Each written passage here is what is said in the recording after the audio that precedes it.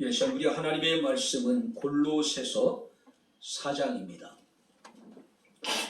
7절 말씀부터 9절 말씀까지 제가 봉독을 해드리도록 하겠습니다. 골로새서 4장 7절부터 9절 말씀까지가 되겠습니다.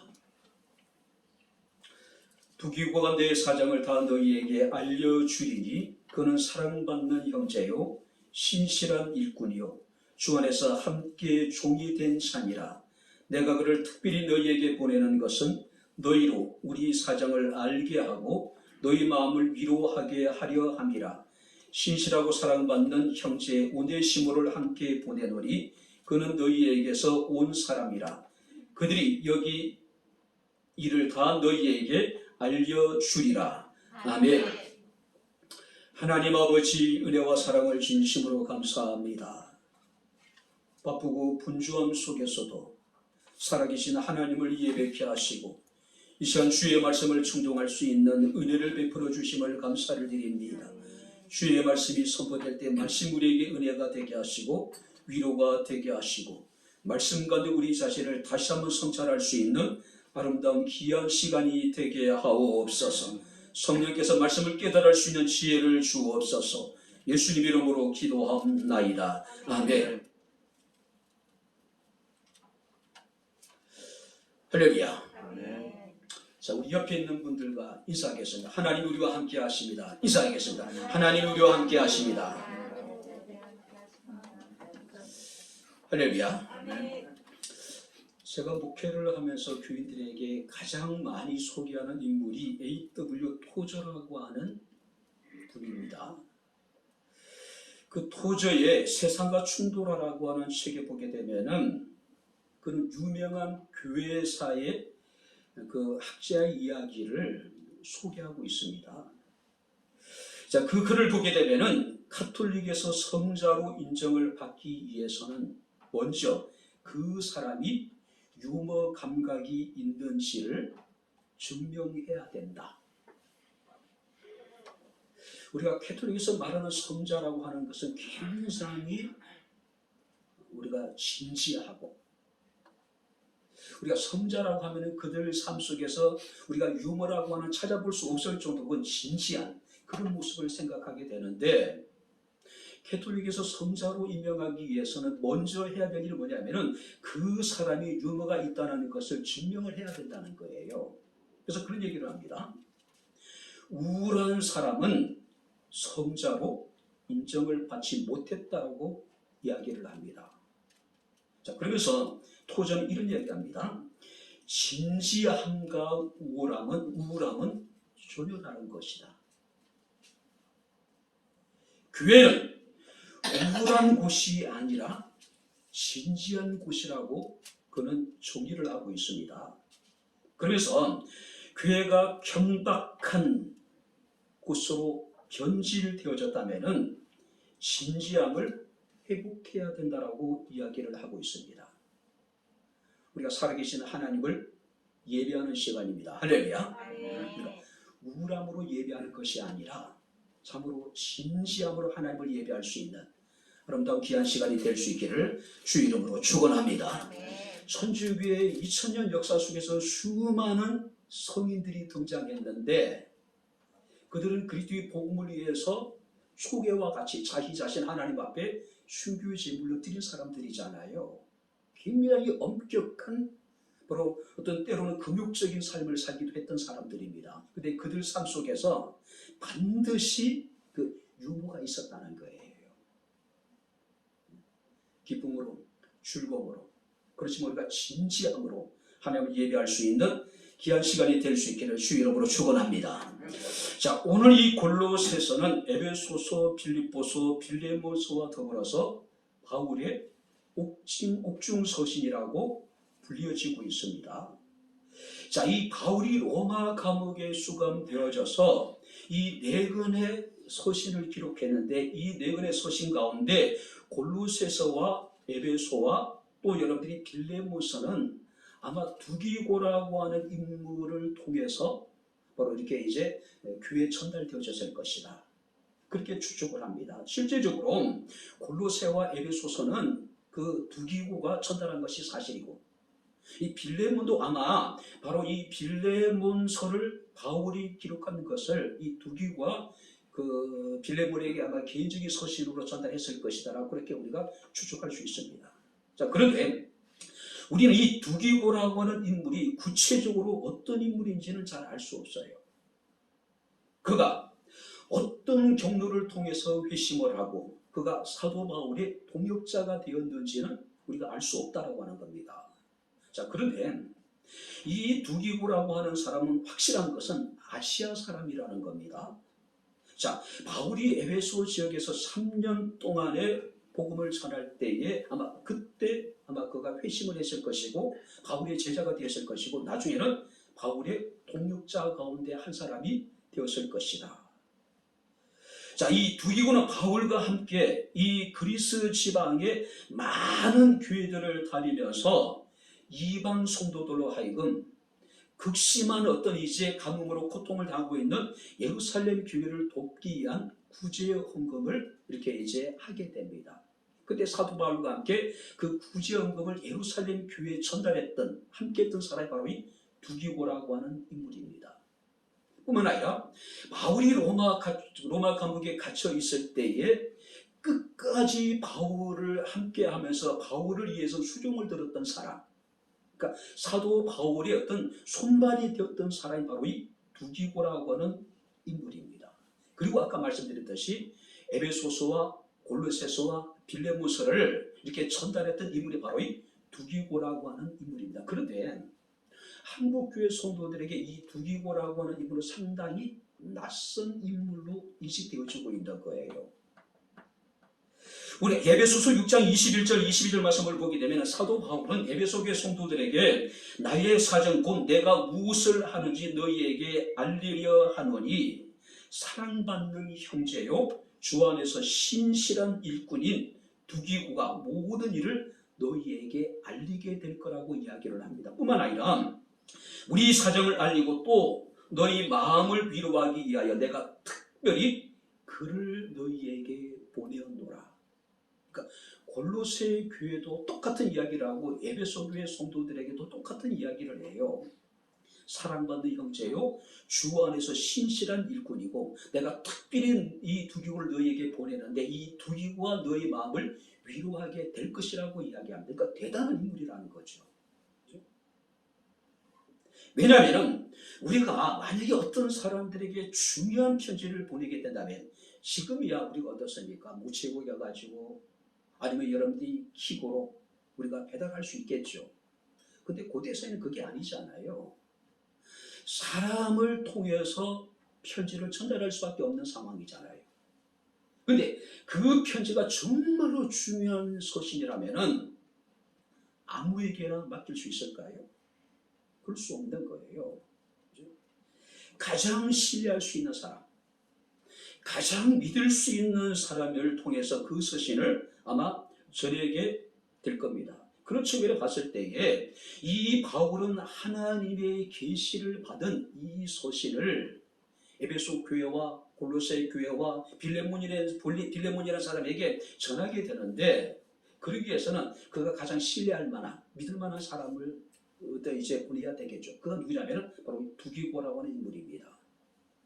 자, 우리가 바울 주변에 보게 되면 디모데가 있었고 디도가 있었고 오네시모라는 사람이 있었고 아리스다고라는 사람이 있었고 에브라기도라가 있었고 누가가 있었습니다. 그 중에서 이 바울의 서신을 바로 바울에게 받아서 교회에 전달할 수 있는 사람은 바로 이 두 기구라고 하는 인물이었다는 거죠.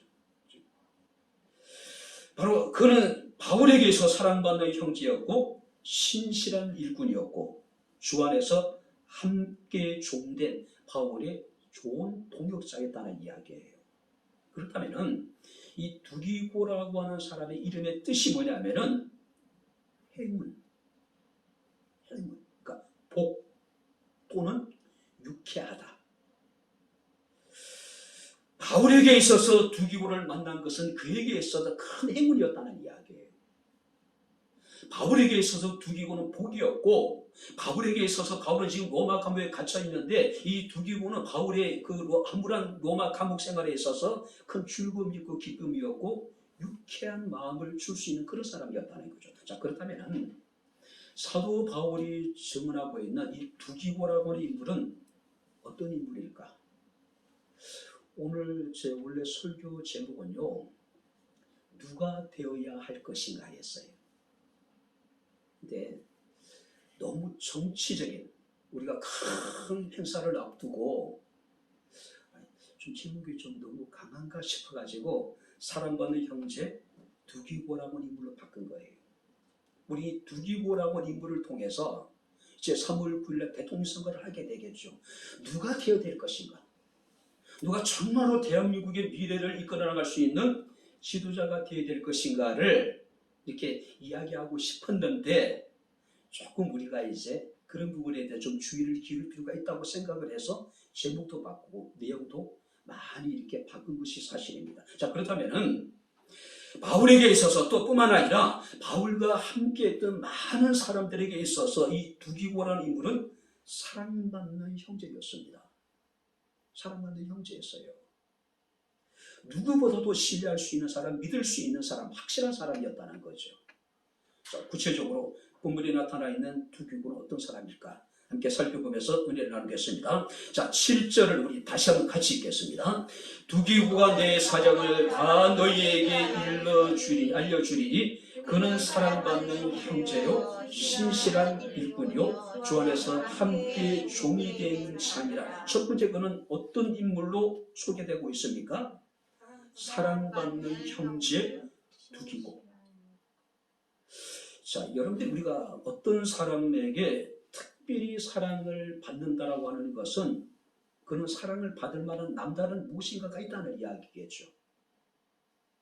성경을 보게 되면은 하나님의 특별한 은총을 받은 사람들을 보게 되면은 그들은 하나님의 특별한 은총을 받을 만한 특별한 무엇인가가 있었다는 이야기예요. 자, 사도 바울에게 있어서 두기고는 사랑받는 형제라고 이야기합니다.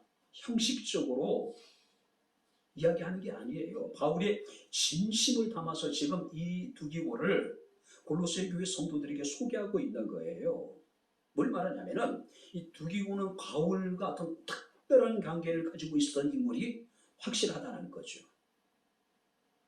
자, 에베소서 6장 21절에서도 사도 바울은 이 두기고를 에베소 교회 성도들에게 소개하기를 사랑받는 형제요 주 안에서 진실한 일꾼이라고 같은 이야기를 하고 있는 거예요. 자, 근데 여기서 사랑이라고 하는 것은 자기 희생적인 사랑을 의미합니다. 자, 여기서 사랑이라고 하는 것은 모든 것을 주어도 아까울 것이 없는 어떤 친밀한 관계를 나타낼 때 이 사랑이라고 하는 단어를 사용하는 거예요. 자, 그렇다면은 바울에게 있어서 두기고에 있어서 바울은 어떤 사람이었을까요? 자신의 모든 것을 주어도 아깝지 않는 그런 인물이었다는 이야기예요. 평소에 이 두 사람의 관계가 어떠한가를 우리에게 보여주고 있는 거죠. 뿐만 아니라 바울은 이 두기고를 형제라고 이야기를 해요.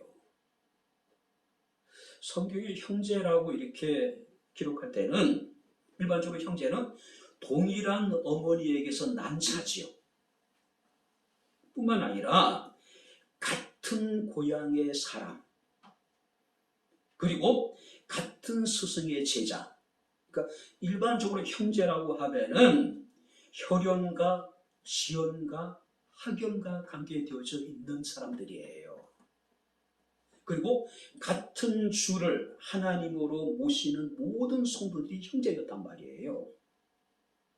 근데 이 바울은요, 그의 서신을 보게 되면은 형제라고 하는 호칭을 잘 사용하지 않아요. 그런데도 불구하고 그는 두기고에 대해서는 사랑받는 형제라고 지금 칭하고 있는 거예요. 오늘 뭘 말합니까? 바울이 이 두기고를 얼마나 사랑했는지를 나타내고 있는 거예요. 두기고가 바울을 얼마나 신뢰하고 사랑했는지를 지금 보여주고 있는 거예요. 그러니까 형제의 관계라는 거죠. 세상에서 가장 아름답고 가장 행복한 일이 어떤 일일까요? 내가 누군가를 사랑할 수 있고 내가 누군가로부터 사랑받는 것만큼 행복한 일은 없지 않을까요? 그렇지 않습니까? 그런데 사도 바울은 바로 이 두기고라고 하는 인물에 대해서 많은 사람들에게 사랑을 받는 형제라고 이야기를 하고 있어요. 많은 사람들에게. 일반적으로 사랑은요, 사랑을 받아본 사람이 또 사랑을 하게 됩니다. 어렸을 때부터 우리가 미움을 당하고 비판을 당하고 또 여러분들이 외면당한 사람들은 그 성격이 그렇게 정의가 되어져요. 그래서 비판적이고 다른 사람에 대해서 어떻습니까? 늘 부정적이고 차갑고 매서운 그런 사람이 될 수밖에 없겠죠. 한마디로 이 두기고라고 하는 인물은 굉장히 원만한 성격이었고 훌륭한 인품의 사람이었을 것이라고 우리는 추측할 수가 있는 거예요. 한마디로 그런 모든 사람들에게 특별한 사랑을 받을 만한 행동을 했다는 이야기죠. 자, 근데 성경의 두기고에 관한 소개가 그렇게 이제 많지 않기 때문에 우리가 구체적으로 그 어떤 사랑을 했는지는 알 수 없어요. 그가 어떻게 살았는지 알 수 없습니다. 그러나 전체적인 어떤 성경의 흐름을 봤을 때 그는 상당히 타인을 위한 이타적인 삶을 살았을 것이다. 그러니까 매사에 예의가 있고 또 여러분들이 어떤 일에 대해서 늘 솔선수범했던 그런 사람이었을 것이다. 왜냐하면 바울이 소개하고 있듯이 그는 신실한 일꾼이라고 이야기를 하잖아요. 굉장히 신실한 사람이었다는 거죠. 오늘 사랑하는 성도 여러분들, 우리는 예수 그리스도를 믿을 뿐만 아니라 그를 사랑하고 또 이웃을 내 몸같이 사랑하는 사람들이 되어야 됩니다. 우리는 사랑을 받을 사람이 되어야 돼요. 받는 사람이 되어야 된다는 거예요. 마태복음 5장 16절에 주님께서 말씀하시기 이같이 너희 빛이 사람 앞에 비치게 하여 그들로 너희 착한 행실을 보고 하늘에 계신 너희 아버지께 영광을 돌리게 하라고 말씀을 하고 있습니다. 요한일서 4장 7절 8절 말씀을 보게 되면 사랑하는 자가 우리가 서로 사랑하자고 이야기를 합니다. 사랑하지 아니하는 자는 하나님을 알지 못하나니 하나님은 사랑이라고 말씀을 하고 있습니다. 하나님을 사랑하는 사람들입니다. 우리는 하나님의 사랑을 받은 사람들입니다. 할렐루야. 우리는 누군가를 정말로 사랑할 수 있는 충분한 조건을 갖춘 사람이에요. 왜? 우리는 하나님의 풍성한 사랑을 입은 사람들이기 때문에. 그리스도님께서 우리가 말씀하시기를 내가 너희를 사랑한 것 같이 너희도 서로 사랑하라고 우리에게 말씀하고 계심을 우리가 보게 됩니다. 아무리 똑똑하고 유능한 사람이라도 만약에 사랑이 없다면 그 유능하고 똑똑함을 편가르게 하고 사람을 비판하고 정죄하는 데만 여러분들이 골몰하게 된다면 그 사랑이라는 것이 무슨 의미가 있겠어요? 그 똑똑함, 그 유능함이라는 게 무슨 의미가 있겠어요? 혹자는 그런 얘기합니다. 모래사막에 자동차가 빠지게 되면은 굉장히 곤란해지게 되겠죠. 아마 악셀레터를 밟으면 밟을수록 더 깊이 모래에 여러분들이 빠질 수밖에 없겠죠. 근데 이 모래에 빠지게 되면 빠져나가는 방법이 있다는 거예요. 단순하다는 거예요. 타이어의 바람을 어느 정도 빼주면 된대요. 그러다 보면은 지면과 타이어가 만나는 이 부분이 이렇게 넓어지다 보면은 자동차가 쉽게 빠져나올 수 있다고 이야기를 해요. 사도 바울은 빌립보 교회 성도 이런 이야기를 합니다. 너희 안에 이 마음을 품으라 곧 그리스도 예수의 마음이라고 이야기를 합니다. 그리스도 예수의 마음이라는 게 뭡니까? 낮아지심이에요. 자기를 비우심이에요. 너무 꽉 차 있는 것보다는 자기를 비우고 자기를 스스로 조금 낮추기만 한다면은 우리는 얼마든지 많은 사람들을 사랑할 수 있을 것이고 얼마든지 많은 사람들에게 사랑을 우리가 받을 수 있지 않을까요? 오늘 때로는 우리가 꽉 찬 타이어도 때로는 필요하겠지만은 때로는 어떤 상황에 따라서는요 타이어 바람을 비우는 것이 훨씬 더 우리에게 안전한 여러분들이 운행을 하는데 도움이 될 수가 있다라고 하는 사실이에요. 오늘 두기고라는 인물은 그런 인물이었습니다. 그가 얼마나 똑똑했는지 그가 얼마나 유능한 사람이었는지 우리가 알 수가 없어요. 하지만 그가 많은 사람들에게 사랑을 받는 형제라고 그가 인정을 받을 수 있었던 건 뭡니까? 그가 스스로를 많이 뛰었다는 이야기고 스스로를 자기 자신을 많이 낮췄기 때문에 가능하지 않았을까요? 우리는 지금 사전 투표를 이제 이미 많은 사람들이 했겠죠. 그리고 3월 9일 대한민국의 미래를 이끌어나갈 수 있는 새로운 대통령을 우리는 뽑게 됩니다. 어떤 사람이 되어야 될까요? 정말로 분노와 증오가 아니라 갈등과 반목을 조장한 인물이 아니라 국민들을 사랑하고 정말 국가를 사랑할 수 있는 그런 사람들이 되어야 되지 않을까요? 요한복음 13장 35절에 주님께서 말씀하고 계십니다. 너희가 서로 사랑하면 이로써 모든 사람이 너희가 내 제자인 줄 알리라고 말씀을 하고 있습니다. 누가복음 2장 52절 말씀 보니까 예수께서는 키가 자라며 지혜가 자라서 말씀하고 있습니다. 그리고 사람들에게 또 하나님 앞에 더욱 사랑스러워져 갔다라고 말씀하고 있음을 우리가 보게 됩니다.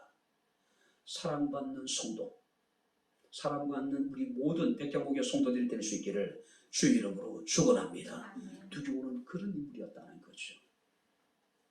뿐만 아니라 성경 말씀을 보게 되면 두교는 어떤 인물이었습니까? 7절 말씀을 보게 되면은 내 사정을 다 너희에게 알려주리니 그는 사랑받는 형제요 신실한 일꾼이라고 말씀을 하고 있습니다.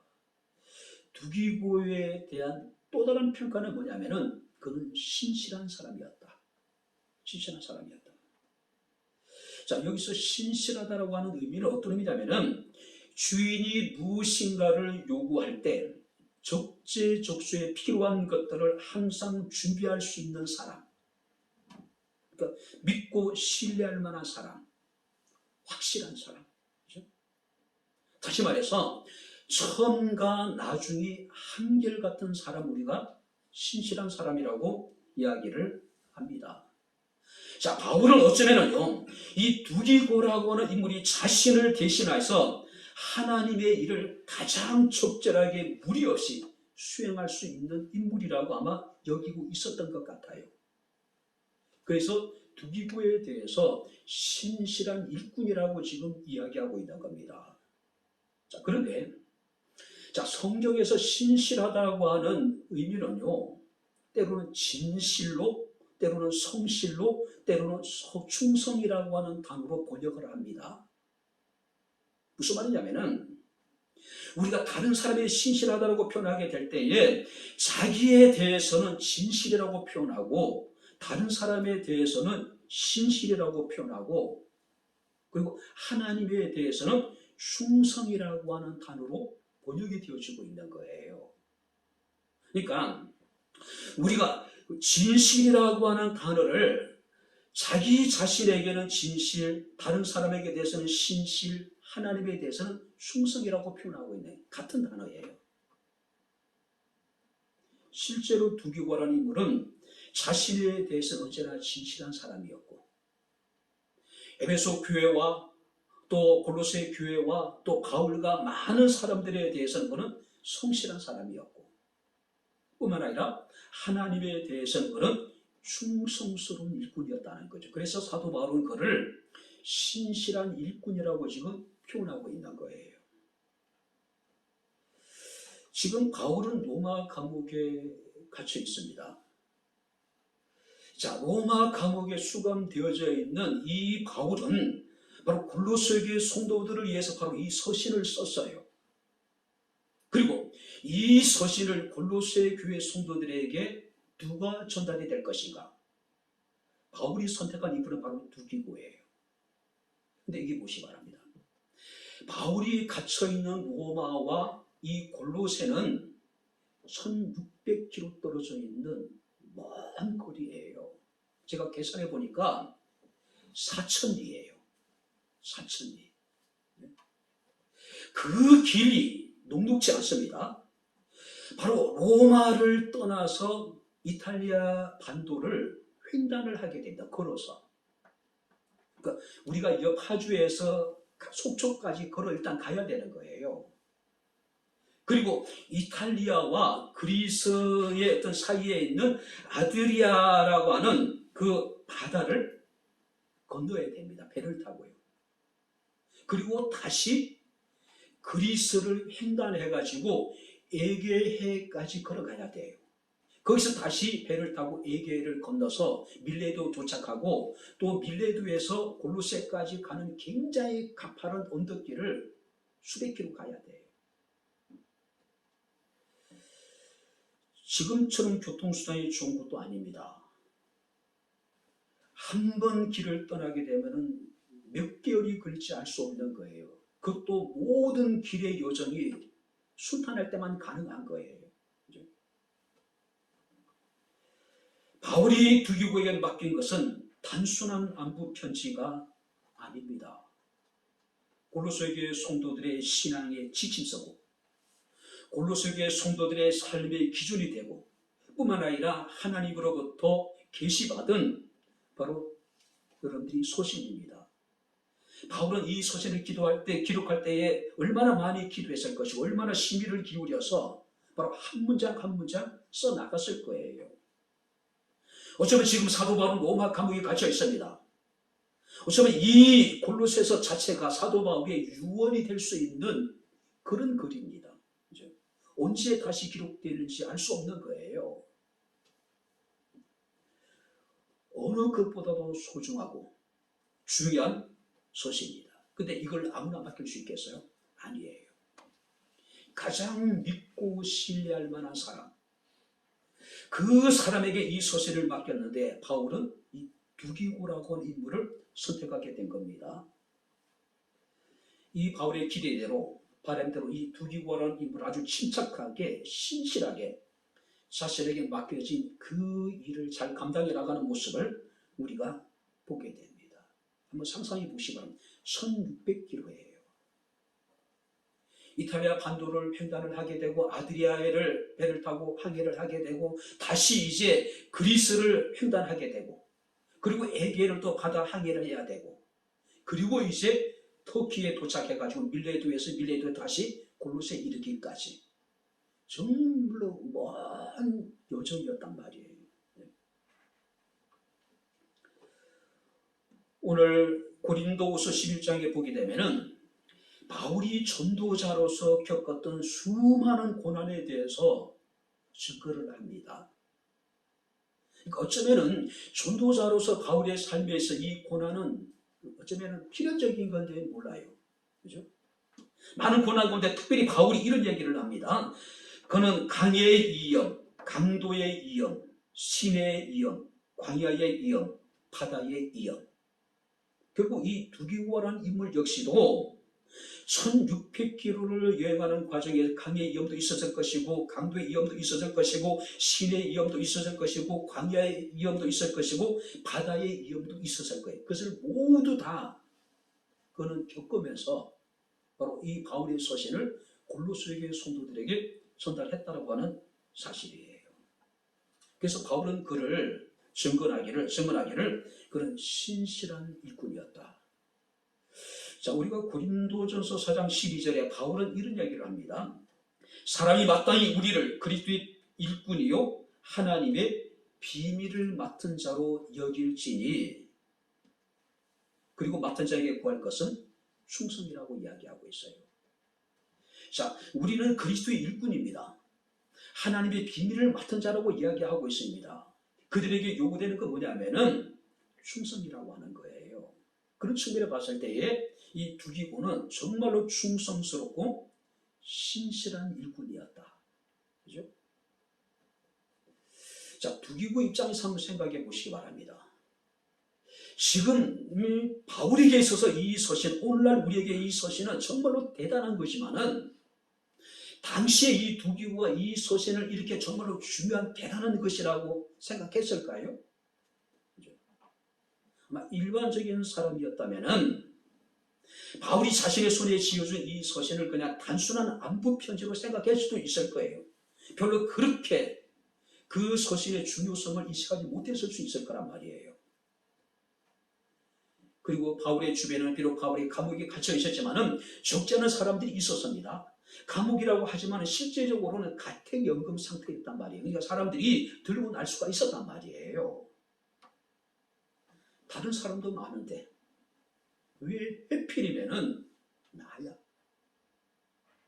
아니 지금 이 골로새가 뭐 동네밖에 있는 동네도 아니고 1600km를 여행하는 먼 길이었단 말이에요.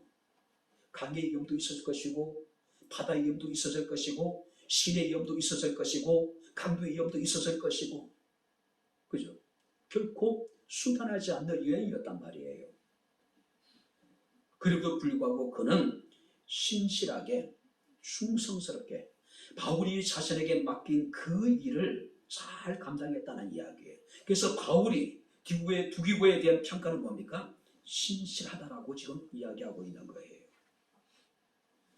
바로 두기고가 신실했기 때문에 우리는 지금 이 두기고가 전달해준 이 서신 에베소서를 볼 수 있고 골로새를 볼 수 있고 빌레몬서를 우리가 지금 읽을 수 있는 거예요.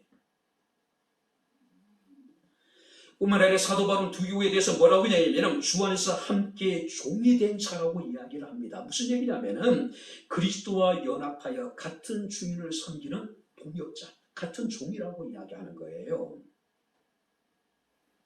직책이 다르고 은사가 달랐지만은 바울은 두기고를 자신과 같은 그리스도의 종이다라고 지금 이야기하고 있는 거예요. 바울이 그만큼 열정적으로 주님 앞에 충성했듯이 두기고 역시도 그렇게 하나님 앞에 신실한 일꾼이었고 충성된 종이었다는 이야기예요.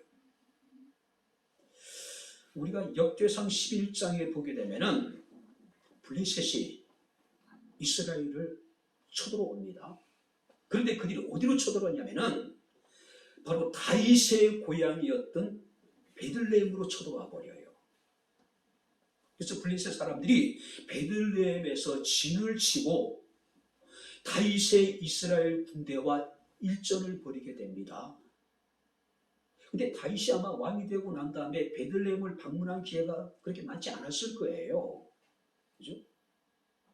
자, 자신의 고향이 다가올수록 이 다윗은 어떤 생각을 했을까요?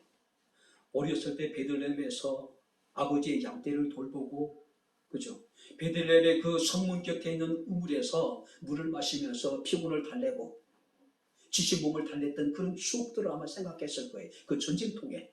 그죠? 그래서 이 다윗이 혼잣말로 이런 이야기를 합니다. 베들레헴 성문 곁 우물물을 누가 내게 마시게 할꼬. 지금 국가의 운명을 건 일전을 지금 앞두고 있는데 아마 바울이 이 다윗이 회상에 아마 이렇게 빠진 것 같아요. 그죠? 그래서 그 전쟁통에 자신이 어렸을 때에 마셨던 베들레헴 성문 곁에 있는 우물, 그 물을 누가 가서 내게 마시게 할꼬 혼잣말처럼 얘기를 했어요. 그랬더니 이 다윗의 희하의 3명의 용사들이 블레셋 군대의 진을 돌파해서 베들레헴 성문 우물에 물을 떠다가 다윗에게 갖다 준 거예요. 그냥 혼잣말처럼 했단 말이에요. 자신의 희하에 있는 어떤 장수들에게도 명령을 내린 적이 없단 말이에요.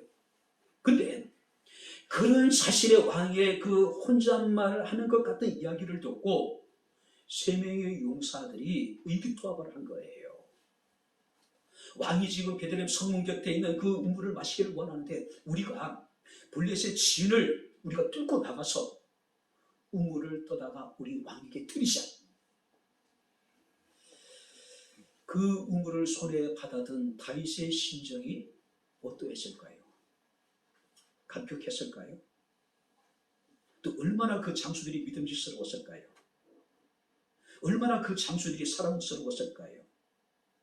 그때 다윗은 자신의 행동에 대해 심한 자책을 하게 됩니다. 그래서 이런 얘기를 해요. 하나님이여, 내가 결탄코 이 일을 하지 않겠습니다. 무슨 얘기냐면은 지금 자신의 장수들이 목숨을 걸고 생명을 걸고 블레셋의 군을 뚫고 나가가지고 그가 마시기를 원했던 베들레헴 성문 곁에 있는 우물물을 내가 마시지 않겠다고 이야기를 해요. 왜냐하면 이런 얘기를 합니다. 이것은 단순한 물이 아니다. 나의 충직하고 충성스러운 신하들의 생명을 걸고 떠온 이건 피라고 이야기를 하고 있어요. 그래서 그는 그 물을 마시지 않습니다. 그 물을 하나님의 제단에 갖다 쏟아 하나님께 바쳐요. 자신의 생명을 걸고 블레셋 군의 진을 파고 가서 자신의 왕을 위해서 우물을 떠왔던 그 세 명의 용사들. 그죠? 이것이 참된 충성이라고 우리는 생각할 수 있지 않을까요? 근데 바울도 그들의 그런 헌신을 본 겁니다. 그런 신실함을 본 거예요. 내가 결코 이 일을 하지 않겠다. 생명 걸고 목숨을 걸고 그 신하들이 또 이 물을 내가 어떻게 마실 수 있겠느냐. 내가 이 물을 마시는 것은 내 신하의 피를 마시는 것이다. 하나님 앞에 드려요. 요한계시록 2장 10절에 이렇게 말씀하고 있습니다. 너는 장차 받을 고난을 두려워하지 말라. 볼지어다 너희가 10일 동안 환난을 받으리라. 내가 죽도록 충성하라. 그리하면 생명의 멸류관을 내게 주리라. 여기 보시기 바랍니다. 죽도록 충성하면 생명의 멸류관을 줄 것이다. 근데 앞에 어떤 말이 기록되어 있습니까? 장차 받을 고난이 있고 너희가 10일 동안 환난을 당하게 될 것이다. 그러나 너희가 충성하면 내가 너희에게 생명의 멸류관을 주겠다고 말씀을 하고 있어요. 우리가 좋은 환경 속에서 할 수 있는 환경에서 우리가 충성할 수 있는 것이 아니란 이야기예요. 지금 주께서 말씀하시기를 너희는 장차 고난을 당하게 될 것이고 너희는 환난을 당하게 될 것이다. 그럼에도 불구하고 너희가 충성하면 내가 너희에게 생명의 멸류관을 줄 것이라고 이야기하고 있습니다. 마태복음 25장에 주님께서 말씀하시기를 내가 작은 일에 충성하였음에 내가 많은 것을 내게 맡길 것이라고 바로 주님께서는 달란트의 비유를 통해서 말씀하고 계심을 우리가 보게 됩니다. 어쩌면 두기고에 있어서 이 편지를 전하는 일, 그 편지가 뭐가 그렇게 대단할 것이냐, 대단하다고 1600km, 4000이나 떨어져 있는 골로새까지 이 편지를 전해주라. 달랑 편지 한 장, 1600km에 얼마나 많은 위험이 도사하고 있는지 이 두기고도 알고 있을 텐데, 바울도 알고 있을 텐데, 그죠? 작은 것으로 여기지 아니하고, 설사 그것이 작은 것이라 하더라도 이 두기고는 어떻습니까? 그 일에 충성스럽다는 거죠. 자신이 맡겨진 그 일에 대해서 신실했다는 이야기예요. 요한 3서 1장 12절 말씀 보니까 데메트리오라고 하는 인물이 등장을 합니다. 근데 사도 요한은 이 데메트리오에 대해서 이렇게 얘기합니다. 데메트리오는 무스 사람에게도 인정을 받았고 진리에게도 인정을 받았고 우리도 그를 인정한다. 무슨 얘기예요? 데메트리오라는 사람은 많은 사람들에게 인정을 받을 뿐만 아니라 진리신 예수 그리스도에게도 인정을 받았고 또 목회자였던 사도 바울도 사도 요한도 이 데메트리오라고 하는 인물에 대해서 우리가 그걸 인정한다고 이야기하고 있는 거예요. 잠언서 25장 13절에 충성된 사자는 그를 보낸 이에게 마치 추수하는 날에 얼음 냉수 같아서 너희 그 주인의 마음을 시원하게 하느니라. 바로 이 두기고라는 인물은 그런 인물이었던 것 같아요. 추수하는 날에 얼음 냉수와 같은 사람. 바울은 지금 복음을 전하다가 로마 감옥에 갇혀 있습니다. 지금 한치 앞을 내다볼 수 있는 모든 것이 지금 그 암울한 상황이었단 말이에요. 그런 바울에게서 두기고라는 인물은 어떤 인물이었습니까? 얼음 냉수와 같은 사람. 바울의 마음을 유쾌하게 만들고 바울의 마음을 즐겁게 만들고 바울의 마음을 시원하게 만드는 사람. 시원하게 만드는 사람. 오늘 대한민국의 대통령 그런 사람이 좀 됐으면 좋겠어요. 갈라치게 하는 것이 아니라 편가르게 하는 사람이 아니라 정말 국민들의 마음을 조금 시원하게 해줄 수 있는 대통령, 정말로 신실하게 대통령의 직무를 잘 할 수 있는 그런 사람이 되었으면 좋겠습니다. 모든 것이 녹록지 않는 상황이죠. 러시아와 우크라이나의 전쟁, 또 코로나 변이적인 오미크론이 전 세계를 강타하고 있고 또 다른 변이종이 지금 학계에 보고되고 있습니다. 대한민국의 경제도 결코 녹록지 않겠죠. 첨예하게 대한민국은 진영에 따라서 이렇게 눈이 분열되어져 있는 상황이에요. 이런 시대에 대한민국의 미래를 이끌어나갈 수 있는, 책임질 수 있는 좋은 지도자, 그죠? 참으로 답답하게 지금 우리 생활하고 있는 우리 국민들의 마음을 시원하게 할 수 있는 그런 지도자, 그런 신실한 지도자가 나와야 되지 않을까요? 자, 마지막으로 세 번째 우리 말씀을 보시기 바랍니다. 8절을 우리 다 같이 읽겠습니다. 8절 다 같이 읽겠습니다. 내가 그를 특별히 너희에게 보내는 것은 너희로 우리 사정을 알게 하고 너희 마음을 위로하게 하려 합니다. 두교는 어떤 사람입니까? 많은 사람들의 마음을 위로하는 사람. 자, 여기서 위로한다는 것은 격려한다는 것이고 건면한다는 것입니다. 자, 바울이 두기고라고 하는 인물을 골로새 교회는 목적은, 이유는 단 두 가지입니다. 오늘 성경 말씀이니까 내가 특별히 너에게 보낸다. 특별히. 그러니까 단순한 심부름 차원에서 내가 너희에게 두기고를 보내는 게 아니에요. 단순히 안부 정도 묻기 위해서 두기고라는 인물을 1600km, 4000이나 떨어져 있는 골로새에 보내는 것이 아니란 이야기예요. 그죠? 특별히. 그러니까 로마 감옥에 갇혀있는 이 바울이 두기고라고 하는 사람을 특별히 선택을 해서 골로새에 보낸 이유가 있다는 거죠. 그죠? 첫 번째가 뭐냐면은 두기고라고 하는 인물은요, 바울에 대한 모든 것을 가장 잘 아는 사람이었어요. 바울이 수많은 기적을 행하고 능력을 행하고 정말로 많은 사람들이 스포트라이트를 받고 그럴 때 함께한 것이 아니라 지금 바울이 가장 암울한 시간을 보내고 있는 로마의 감옥에 갇혀 있을 때 바울과 함께했던 몇 사람 되지 않은 인물 가운데 바로 이 두기고라고 하는 인물이 있었다는 이야기예요. 즉 바울은 이 두기고를 이 골로새 교회 성도들에게 보내면서 자신이 처해 있는 상황을 가장 정확하게 골로새 교회 성도들에게 알 수 있는 사람이 바로 이 두기고라고 하는 인물이었다고 생각한 거예요. 왜냐하면 바울의 고난의 현장에 실제적으로 그는 끝까지 함께한 인물이었기 때문에 그런 거죠.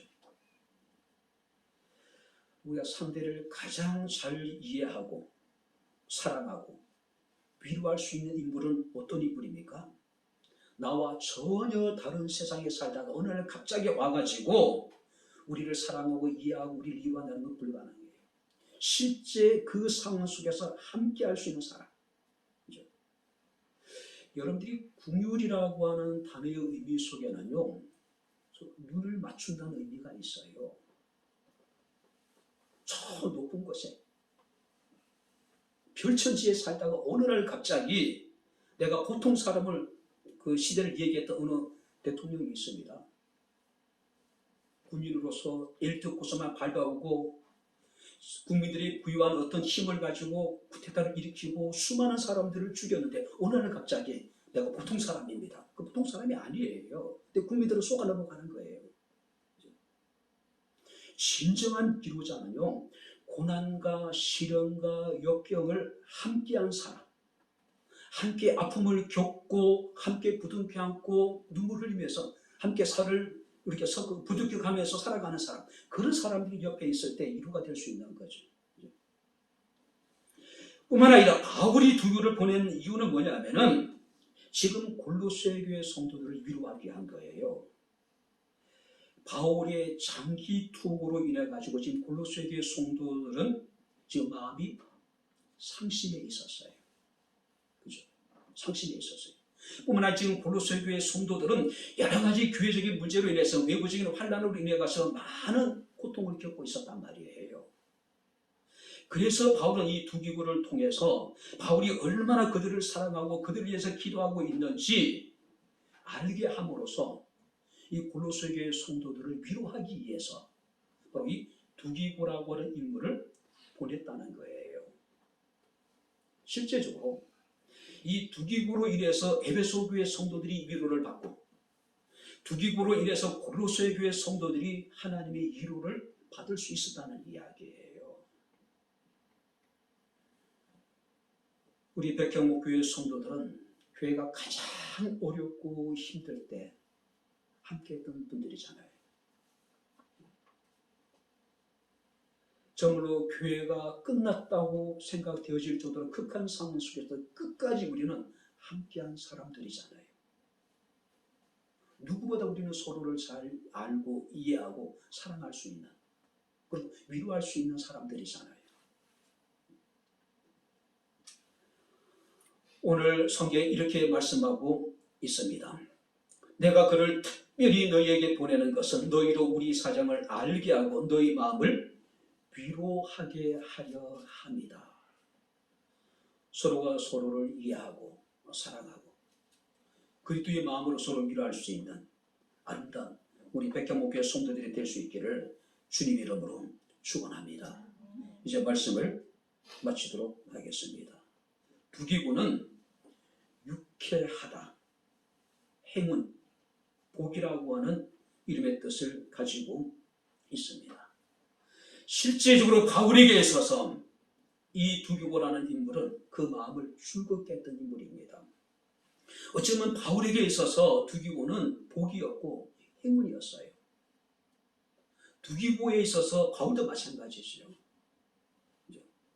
어쩌면 두기고가 바울을 만난 것이 행운이고 바울을 만난 것이 복이었는지 몰라요. 두기고는 그를 만나는 많은 사람들의 마음을 즐겁게 만드는 사람이었고 두기고를 만난 사람들은 모두가 어쩌면 두기고를 만난 그 자체가 그 사람들에게는 행운이고 복이었는지 몰라요. 아마 그런 사람이었을 거예요. 자, 그렇기 때문에 두기고는 많은 사람들의 사랑을 받았고 그는 신실한 일꾼이라고 인정을 받을 뿐만 아니라 상심한 많은 사람들에게 따뜻한 하나님의 위로를 전달해 주었던 사람이었음을 우리가 보게 됩니다. 바랍니다. 사랑받는 형제 두기고. 여기서 두기고를 빼면은 사랑받는 우리가 대통령이라고 하면은 어떨까요? 어떤 사람이 돼야 될까요? 국민들을 진심으로 사랑하고 국민들의 사랑을 받을 수 있는 사람이 되었으면 좋겠습니다.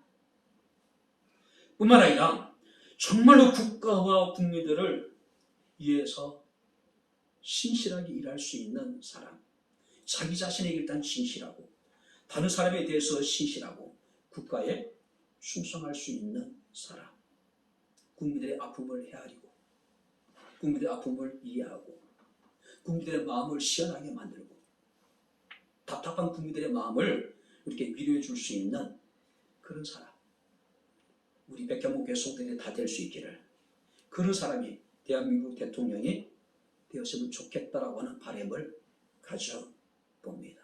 사랑받는 형제의 두기고 그가 누가 되어야 될 것인가, 우리 모두가 될 수 있기를 주님 이름으로 축원합니다.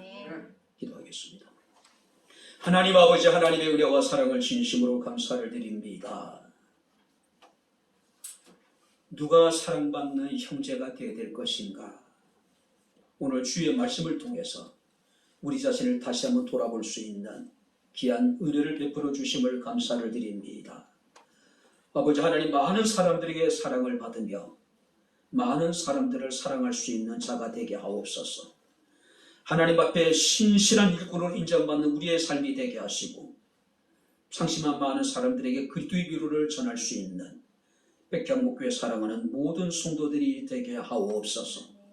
특별히 하나님 앞에 간절히 바라고 남는 것은 이제 3월 9일 날 우리는 대한민국의 미래를 이끌어나갈 수 있는 새로운 지도자를 뽑습니다. 국민들을 사랑하고 국민들의 사랑을 받을 수 있는 훌륭한 지도자를 우리에게 보내주옵소서. 자신에게 진실하고 국민 앞에 신실하며 국가에 충성할 수 있는 지도자를 보내주옵소서. 답답한 국민들의 마음을 유쾌하게 만들고 즐겁게 만들고 국민들의 마음을 위로해 줄 수 있는 따뜻한 지도자를 우리에게 보내주옵소서. 예수님 이름으로 기도하옵나이다. 아멘. 이제는 우리 주 예수 그리스도의 은혜와 하나님의 크신 사랑과 성령님의 교통 교제내제 충만 역사 인도하시니 살아계신 하나님을 영과 진리로 예배한 하나님의 사랑을 받은 주의 사랑하는 모든 성도들 머리머리 이에 저들의 가정과 직장과 사업장과 이 교회와 이 나라 이 민족 위에 지금부터 영원토록 함께 있을지어다. 아멘.